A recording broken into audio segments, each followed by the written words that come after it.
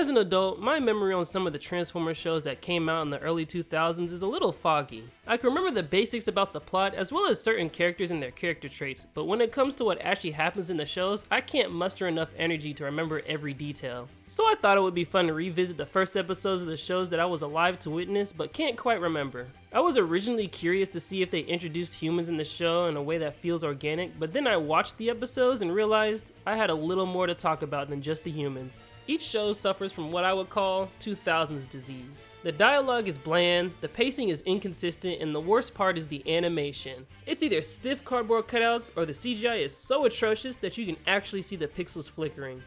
Give me your best shot, you useless terror cause! You can't stop me!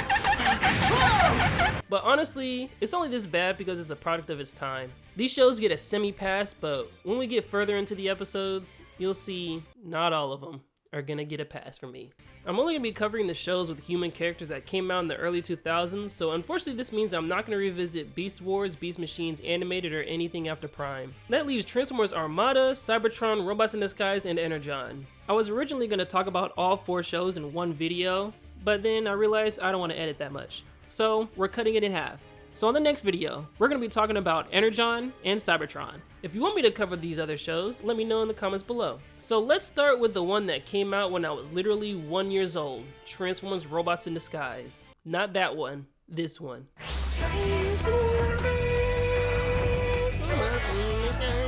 Now my memory on this show specifically is the worst because I was pretty much an infant when this came out, but I was lucky enough to get a couple frames of reruns in my head while Armada was coming out. The only thing I remember from this show was the fact that Megatron looked like a Yu-Gi-Oh monster. This is, by far, the worst design for Megatron I have ever seen, and you can pause the video and insult me in the comments if you want. But in this adaptation, he's a Predacon, so technically he's not Megatron. He is, but isn't, whatever. I'll let it slide as long as his interest is cool. Oh my goodness, did he just transform into a hand? I take it back, this is the best Megatron. This is the best entrance for Megatron ever. This runs laps around Prime. Just imagine you're taking a wicked shit and you hear this before the hand of God busts through your whole apartment complex. Ball nigga, ball nigga, ball nigga, ball nigga, ball nigga, ball nigga. Why you ain't got no hair up there? Boy, you looking like a bowling ball. Boy, you looking like a basketball. Wait, when did this show come out? Ooh, just a couple days. So Megatron interrupts the city's celebration because he wants Energon, and for some reason, the scientist knows the location of every Energon source on the planet. I like that the first thing Megatron does is tell the humans this exact information. Okay, so far, the scientist is integrated into the plot for a good reason. I hope it stays this consistent for the rest of the episode. We're then introduced to the scientist's son, and this is when I realized this episode is gonna be hilarious. My dad's in danger. Somebody's gotta help him. And somebody will. I have so many questions! I knew it was gonna feel like a Saturday morning cartoon, but I wasn't expecting all logic to be thrown out the window. Don't ask me what his name is, because I don't really care. We are calling him Boy from now on. The boy sees the chaos on his 62-inch TV from home, and naturally, he gets concerned. Of course he calls his dad, but the line is cut right before he's about to tell his son something important. This will not be revisited later in the episode. And with the power of crying like a little bitch, he butt dials Optimus Prime and tells the kid that he's on his way to get him. For some reason, Optimus Prime thought it would be a good idea to bring a kid to the battlefield. You don't have to be a hardcore Transformers fan to know that's a little out of character for Optimus. It's not like this kid does anything important or holds any secrets. All he does is distract Megatron with some insults. This kid can be in the story, but he does not need to be in the city. But this show is obviously for a younger demographic and they need a human character for the kids to relate to. And only children can be unfazed by this dialogue. I'd also like to point out, before Optimus picked up this kid, he was helping put out a fire. Does that mean Optimus wasn't just pretending to be a fire truck? He was willingly being used by the fire department? Kinda weird, but not as weird as kidnapping a child. Optimus takes his hostage through a secret bridge system that teleports them across the world. And he emphasizes that this is a secret. So then why are you showing this kid, Optimus? We cut back to Megatron, and instead of just grabbing this guy and flying away, he gives the audience cancer. Just like a little curse. I hope you don't mind. Yeah. I love the dialogue in this show. It's always direct and straight to the point. Optimus finally arrives on the scene, and then the most bizarre thing happens. Optimus imprisons the kid, and the screen decides to do this.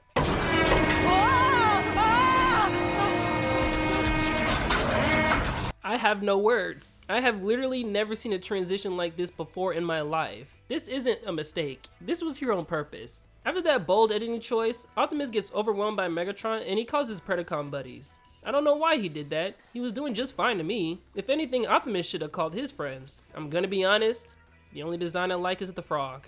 Everyone else just looks like a first draft sketch. After Optimus receives the Mahito treatment, he activates his trap card and finally calls his friends. This is the most anime Transformers show I've ever seen, and that includes Transformers Victory. Anyways, it's time to be introduced to the Autobots. It's an emergency.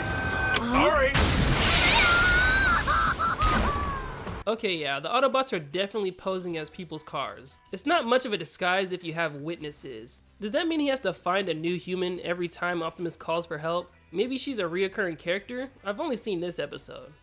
Alright, editing Evan here. I'm 8 episodes in and she's not a main character. She only exists to be indirectly involved with the Autobot shenanigans somehow. Like anytime something goes down where like they need to call the Autobots, she always gets involved somehow, but she's never like an actual character. But you know, she's in every episode so far from what I've seen. She can't catch a break. I feel bad for her actually. I feel bad. The Autobots rush to the scene through the space bridge, which I'm now convinced is a 10-mile straight line because look how long this shot lasts.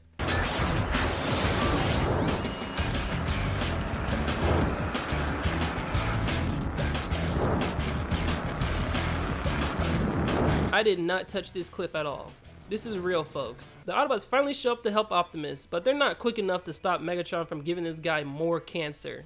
Give me your money. All the Predacons are defeated with little to no problems, and Megatron is the last man standing. Yeah, Optimus, shoot him in the ass. He's about to steal the scientist, but with the help of Shit Talk No Jutsu, Optimus reveals his ace in the hole. Another hand! I did not see this coming. In a million years. Of course it doesn't work, and Megatron makes his escape with the scientist. Now, what do I think about this episode? I think it's hilarious. The dialogue is awful, the delivery of some of these characters is unbelievable at times, and the story gets straight to the point, which is pretty good, but they waste no time introducing all these characters in the middle of a war zone in the first episode. They flat out destroy the city, and even the Autobots are having fun while doing it. I had such a good laugh. This show was made in the earliest of early 2000s, and you can really tell. This whole episode revolves around Megatron slowly kidnapping one guy, and I mean really slow. The scientist guy doesn't even leave the stage the whole episode. All in all, I understand why kids would enjoy this. I probably would have watched it if I was born sooner. I'm not gonna give it a number score because all of these are kids shows, so yeah. Moving on. Next we have Armada, and Armada is going to be a special case on our list. The pilot is a 2-part episode, with Megatron being the first Transformer we see at the very end of the first episode, and Optimus showing up to wrestle him until it ends on a cliffhanger. We don't get to meet the Autobots or Decepticons for real, so I really can't call it a complete introduction. So we're going to run through this first episode really quick. The first episode revolves around 2 friends who just want to explore a cave. They asked their female friend earlier, but she said no in a very convincing manner. I did not know that. I appreciate that, but I don't give a damn. And then you have the 2 bullies, who aren't really bullies. Wait a second. Why does he sound so familiar? So how come you guys never invite me and Billy along, huh?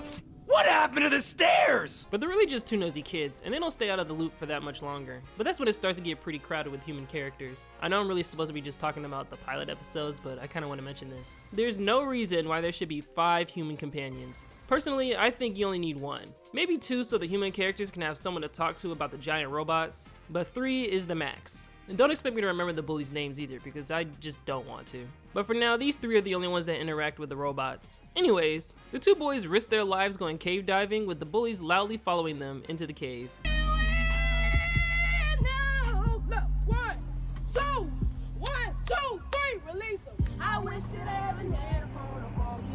This is when boy number 1 can't help himself but start touching shit.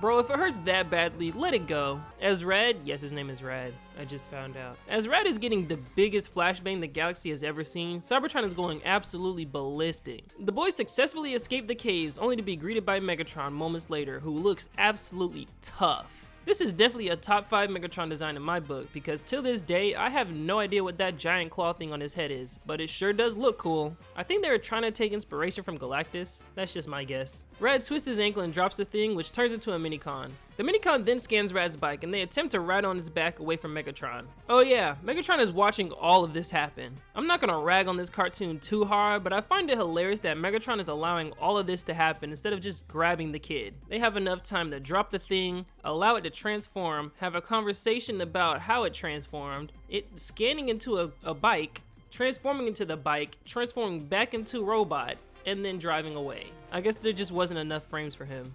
Optimus then pulls up with one of the toughest designs ever. Unfortunately, he does not keep this design for much longer. Megatron and Optimus aggressively hold hands, and this becomes the end of the first episode. The very next episode, we're back to it, and there's something about this music. I don't know, I just kind of want to...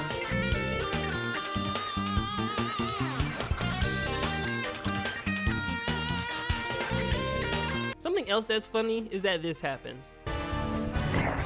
What a weakling. Bro, just don't talk anymore. You're done. The kids get away and the Decepticons retreat to the moon where we get to see them interact with each other. One of my favorite things in this series is how the Decepticons treat each other. They are so funny. We cut back to the kids in the cave and Alexis correctly guesses why the robots are after them. Her name is Alexis, by the way. Now, I want y'all to remember that. Alexis correctly guesses why the robots are after them. I love the random pauses in this series. Aw, come on, dude. They don't want me. Not you. That's an actual cut. I didn't edit anything. Then the Minicon leads them to an abandoned ship where they wake up 2 more Minicons and Rad successfully guesses the lore of the Minicons. Now again, I want y'all to remember, he successfully guessed the lore. Whether or not he or Alexis are right doesn't matter. What matters is that they should be behaving based on what they believe. If I believe there's a vampire outside ready to kill me, I'm not gonna go outside. Whether or not there is or isn't a vampire outside doesn't matter. I believe there's a vampire outside ready to kill me, so I'm not gonna go outside. Megatron then finds a Minicon on the moon and scolds Cyclonus for not finding it. And for his transgression, Megatron goes, "Want to see something cool?" I love how sassy Megatron is in this series. It's so funny. Now let's go back to the kids, where they're learning about the Autobots and Decepticons through holograms. I don't mean to be that guy, but I'm gonna be that guy. How are they learning this? There's this cute moment where the kids show the Minicons their boards, and they scan them and transform into them. Super cute. Something I would probably do. But then, this happens.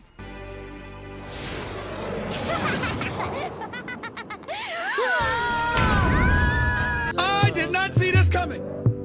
In a million years.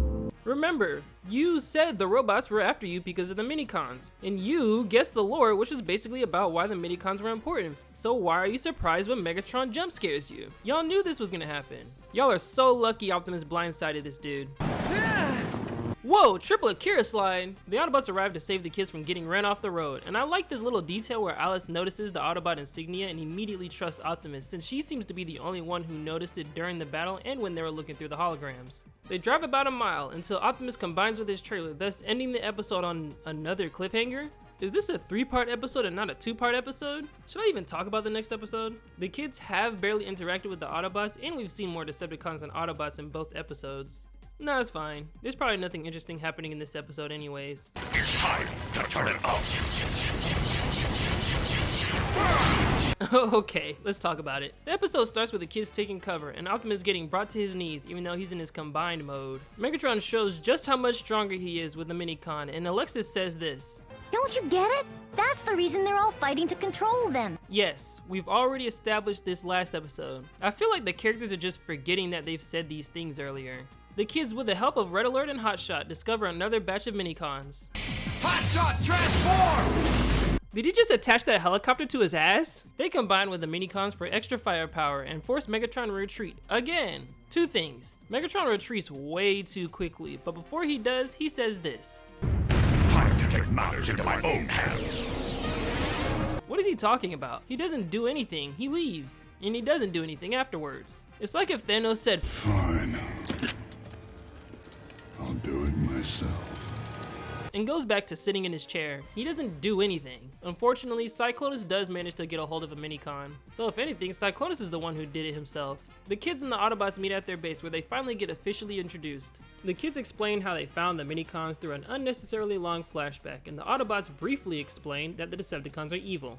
Thank you. I kind of already knew that. Also, for some reason, the kids are the only ones that can understand their respective Minicons. Maybe it's because when they touched it, it connected to their DNA or something. Or they're just guessing. I don't know. I can't tell. Okay, so at one point, Optimus says that he treats the minicons with respect, but it doesn't really sound like freedom to me. It sounds like you're free, but only if you work with us. They're allowed to go outside. They're allowed to hang out with their human counterparts.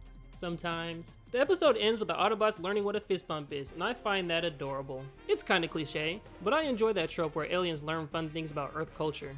Wait a minute. The episode's not over? There's more?